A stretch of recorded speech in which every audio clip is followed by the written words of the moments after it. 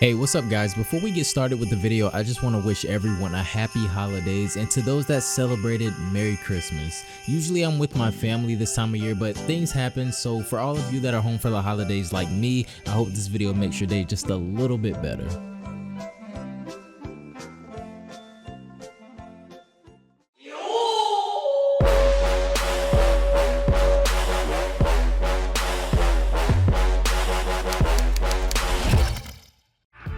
So after many years, Akira Toriyama decided it was time to bring back one of the most popular villains in Dragon Ball, Broly.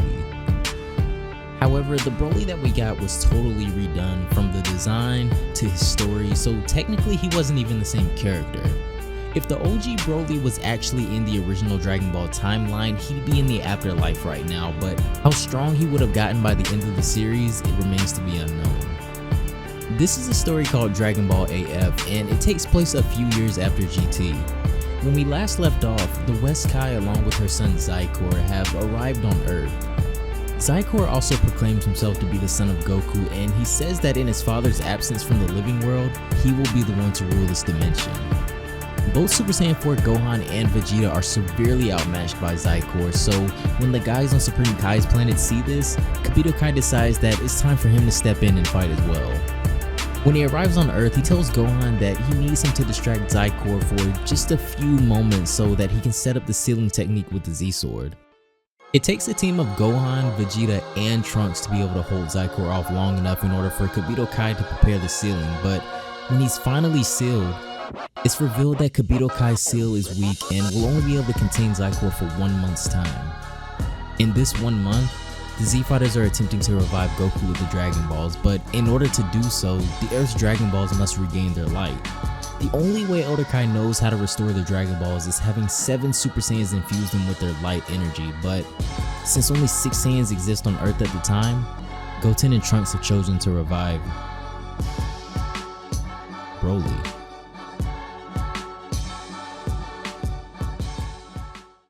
If you want to keep up with more awesome stories just like this one, be sure to go join the Dragon Ball Fan Manga Facebook page down below and subscribe here for more.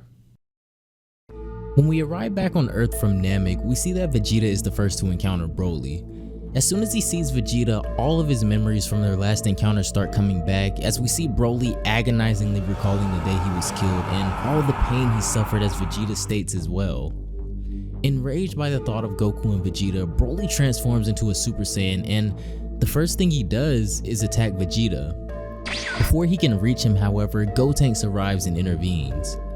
Broly has never seen the Saiyan before, so he asks just who this is, but Vegeta figures that the kids would be responsible for something as crazy as this anyway. Broly, however, has no intentions of doing much talking as he tells Gotenks to not interfere, and then he goes to attack him. Gotenks is a Super Saiyan 3 though, so when he transforms, he doesn't really have too much of an issue dodging Broly's attacks. In order to get Broly to help them though, he has to calm him down, so Gotenks uses the Galactic Donuts to restrain him, which doesn't do anything but enrage him even more, but with the level of all of the Z-Fighters right now, there's nothing he can do. Over in the realm of the Eternal Dragons, Goku is being informed of the current situation on Earth, and through Porunga's powers, a Super Saiyan from the past has been revived. Omega Shenron says that it seems the Earthlings are trying out the one method of restoring the Dragon Balls. It's at this point that Goku realizes that there's really nothing he can do but wait for the Dragon Balls to be restored. But Omega reminds him that not only will he return One Wish back, but they will as well. He then pauses and then goes on to say that while Goku himself can't return to the living world, there is one person there right now that doesn't reside within the Ryoshin realm. This is when they turn their attention to Pikkon, so since Goku can't return to Earth himself, he will go watch over Broly, who can't possibly stay at Capsule Corp the entire time. As we cut back to Earth, Broly, who is chained up at Capsule Corp, goes into another outburst and transforms into his legendary Super Saiyan state, breaking its restraints. Bulma is the first to come see what's happening, but when she enters the room, Broly attacks her. Vegeta of course steps in and he says to Broly, "Hey, I'm the one you want to kill, right?" He tells Broly that if his goal is to kill him, then he needs to get stronger because right now, he couldn't even kill Trunks as he is. Broly snatches away and, in a moment of hesitation, he raises his hand to Vegeta seemingly with the intent to kill him. However, seeing how confident Vegeta is and surely feeling his overwhelming ki, Broly changes his mind and instead just blows a hole in the wall and chooses to run off.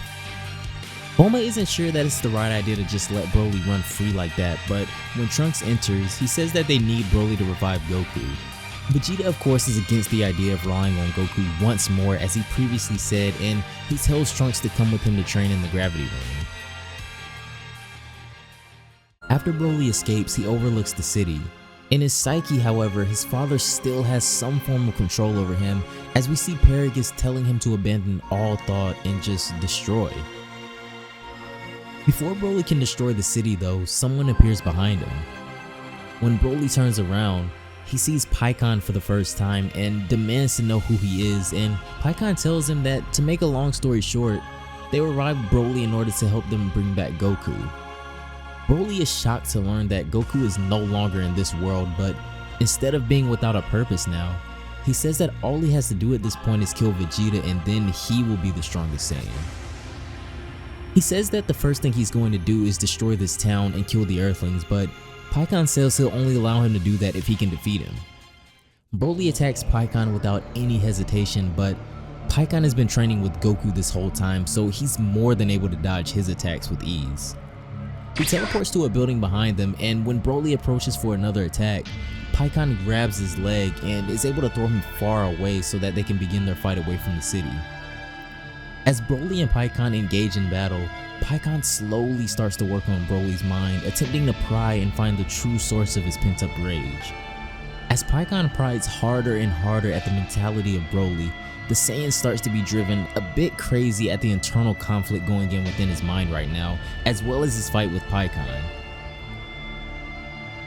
Even without the mind games, however, Pikkon is still much stronger than Broly at this point in the story, and after some time, we see that Broly has been defeated as he lays on the ground beaten and bruised, and the only question he can think to ask Pikkon is Goku really as strong as him?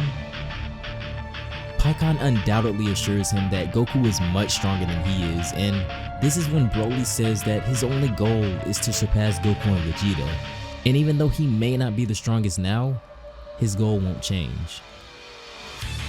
All of this happened within the month before Xicor's return, and in that time, all of the Z fighters including Goten and Trunks trained day in and day out to be able to defend the Earth with or without Goku if it comes to it, as we see even Pan and Broad training as well.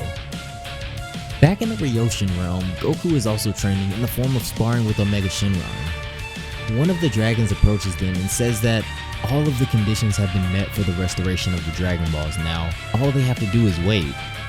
Eventually, 1 month's time finally passed and we arrive back at the Z-Sword.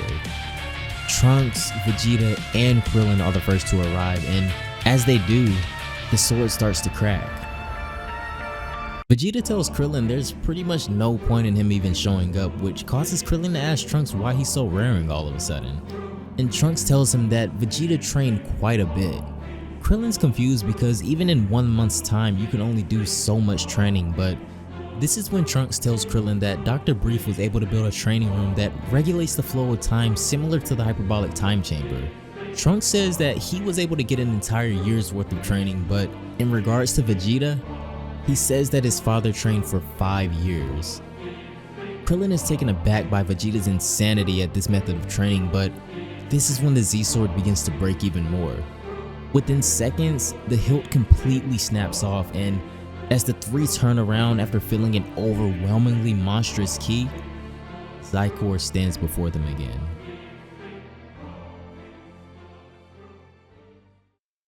That's gonna do it for this one, guys. I really hope you all enjoyed the video.